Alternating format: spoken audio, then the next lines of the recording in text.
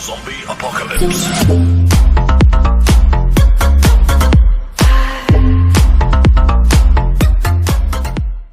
Buen día, bienvenidos a mi canal de YouTube. Yo soy el profesor José Guaranca y estamos aquí para hacer este video tutorial relacionado al tema de asociación de condensadores, ¿no? Con la novedad de que el día de hoy vamos a presentar una forma muy ágil de cómo resolver este problema a simple vista.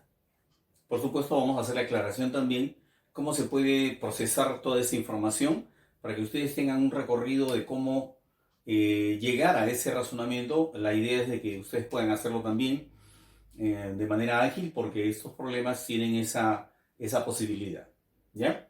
No se olvide de darle like a mi video, suscribirse a mi canal, porque todos los días estamos subiendo videos muy interesantes con novedades, vale decir, estrategias innovadoras para que ustedes no vean a la física tan complicada como realmente la están viendo mucho, ¿no? Esto de resolver problemas de física es prácticamente nivel básico, ¿no? Inclusive las preguntas que vienen en los exámenes parciales de los cursos de física 3, física 2 en la universidad, no tienen nada del otro mundo, ¿ya? Y no me hablen de tal o cual universidad, son simplemente exageraciones, ¿no?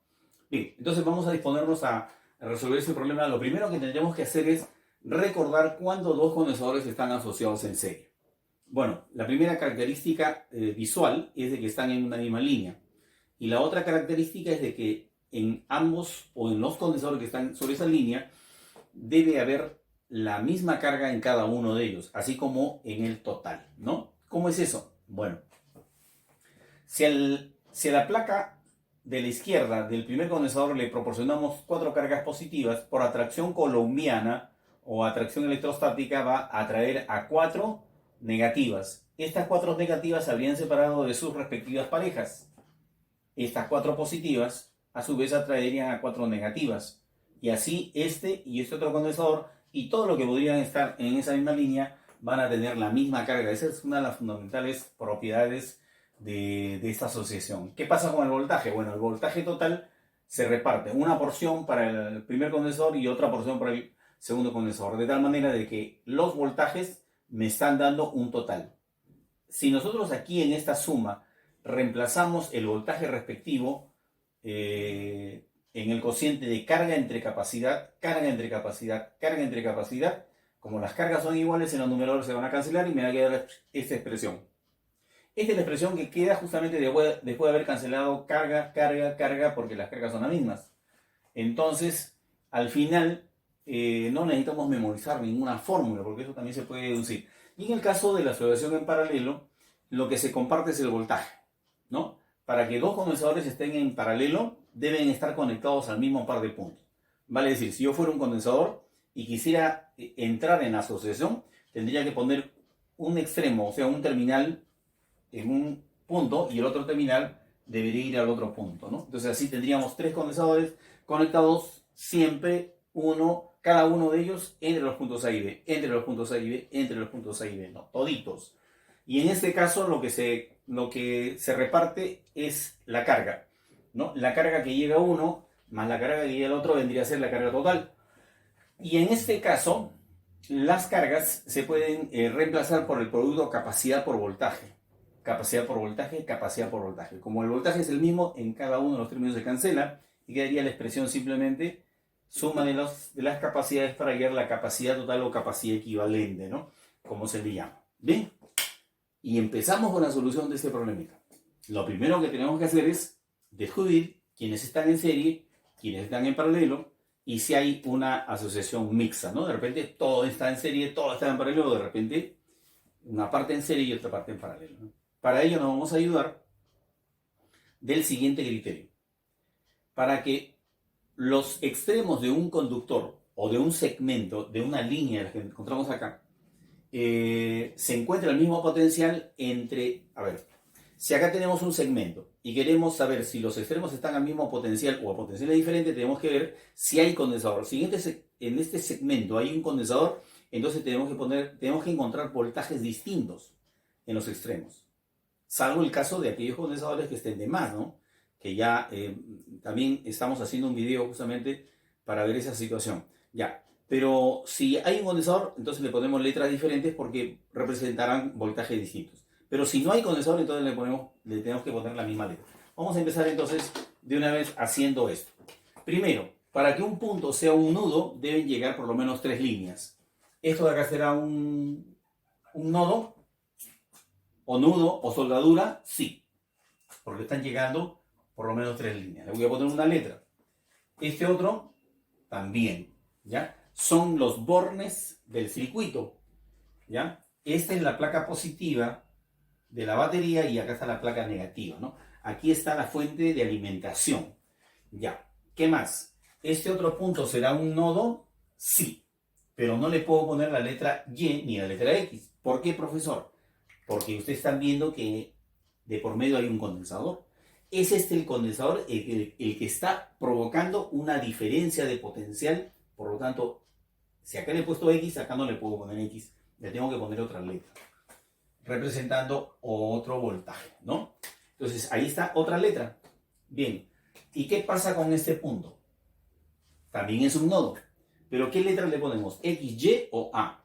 Bueno, muy bien. Le tenemos que poner la letra A. ¿Por qué, profesor? Me dice un alumno distraído. Porque en esta línea no hay condensador. Solamente cuando hay condensador, las letras en los extremos tienen que ser diferentes para este condensador, ¿no? Acá, bueno, ahí terminó justamente el problema, ¿no? ¿Y por qué habríamos hecho esto? Preguntan muchos.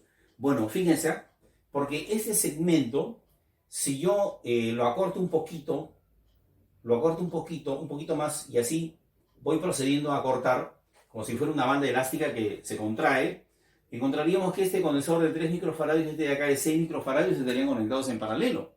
¿Por qué estarían conectados en paralelo? Porque tienen los mismos extremos. ¿Cuáles son los extremos de este condensador? A y X. Y de este, A y X. Igual que acá. ¿Cuáles son los extremos del condensador que está en la parte de arriba? A y B. ¿Cuáles son los extremos del condensador que está en la parte de abajo? A y B. Si tienen los mismos extremos, están en paralelo. Muy bien. Hay uno que me está diciendo que además de que estos dos condensadores están en paralelo, estos de acá también están en paralelo, ¿no? Entonces, eso es lo que justamente a continuación nosotros vamos a hacer, ¿ya? Vamos a dibujar un gráfico donde podamos ver quiénes están en paralelo y quiénes están en serie. A ver. Bien, listo. Acá lo que nosotros tenemos justamente es un circuito equivalente. Para ello vamos a decir lo siguiente. Primero, acá está la batería que está entre los puntos X y Y. Pues acá es X y acá es Y. Junto a X está el polo positivo de la batería. Y el otro es el polo negativo. Y acá tenemos justamente 6 voltios. Ese voltaje se va a repartir. Ya van a ver. Ya, entonces aquí tenemos X y acá tenemos Y. ¿Por qué le ponemos la misma letra? Porque como aquí no hay condensador, entonces los voltajes en los extremos no tienen por qué variar. Acá sí tienen que ser distintos. Entonces, este de acá es A. ¿Ya? Entonces, por ejemplo, el condensador que está desde A hasta Y de 6 microfaradios es este. ¿Ya? ¿Qué otro condensador está entre los puntos A y Y? A y Y, el de 12. Entonces, aquí tenemos que ponerle. Entonces, aquí estamos viendo que tiene los mismos extremos. A y Y, A y Y. Por lo tanto, estos dos condensadores están conectados en paralelo. Y 3 y 6 también, ¿no? Porque están conectados entre X y A. Entonces tendríamos acá el condensador de 6 y el condensador de 3 microfaradios. ¿Por qué están en paralelo? Porque tienen los mismos extremos. AX, AX, ¿no? Listo. Entonces ya tenemos ahí, creo que parte muy importante del problema ya resuelta, ¿no? Bien, ¿cómo hacemos? Lo primero que tendríamos que decir es que a simple vista podemos darnos cuenta cuál es la capacidad de cada una de las porciones, ¿no? Entonces acá claramente tenemos dos porciones. La porción de la izquierda y la porción de la derecha. Vamos a determinar la capacidad en cada una de esas porciones. A ver, por ejemplo, en la porción de la izquierda tenemos dos condensadores que están en paralelo. Cuando están en paralelo las capacidades se suman. ¿Cuánto sale la capacidad? 9. Entre A y Y hay dos condensadores también que están conectados en paralelo. ¿Qué se hace con las capacidades? Se suman. 6 más 12, 18. ¿Listo? Y creo que no tenemos que hacer mucho dibujo porque realmente eso se puede ver a simple vista, ¿no? Listo. Entonces la pregunta del millón es, ¿en qué relación están estas capacidades? De hecho, a ver, ¿en qué relación están 9 y 18? Están en la relación de 1 a 2. ¿Cómo hemos conseguido eso? Dividiendo 9 entre 9, o sea, sacándole novena, arriba y abajo, nos está quedando 1 a 2. Entonces, si están en la capacidad de 1 a, en la relación de 1 a 2, sus voltajes estarán en la relación inversa. ¿Por qué razón? Y acá viene el sustento justamente. Hemos dicho que la capacidad es la relación entre carga y voltaje. De aquí resulta entonces que la carga es el producto de la capacidad por el voltaje. ¿Qué está resultando acá? En primer lugar, que estas dos magnitudes se encuentran en una proporcionalidad inversa. Y por si acaso, esto que está acá es una constante. ¿Por qué es una constante? Cuando tenemos un condensador, dos condensadores, porque de acá sale uno de 9 y acá sale otro de 18. Cuando estos dos condensadores están conectados en serie, ¿qué se cumple? Deben poseer la misma carga. Entonces, si tenemos la misma carga, si esto es una constante, entonces tendríamos que decir que la capacidad y el voltaje son inversamente proporcionales. ¿Eso qué significa?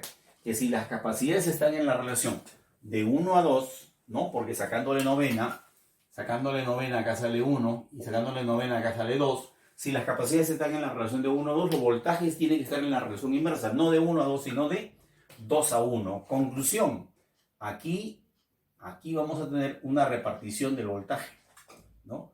Y este voltaje se va a tener que repartir de la siguiente forma.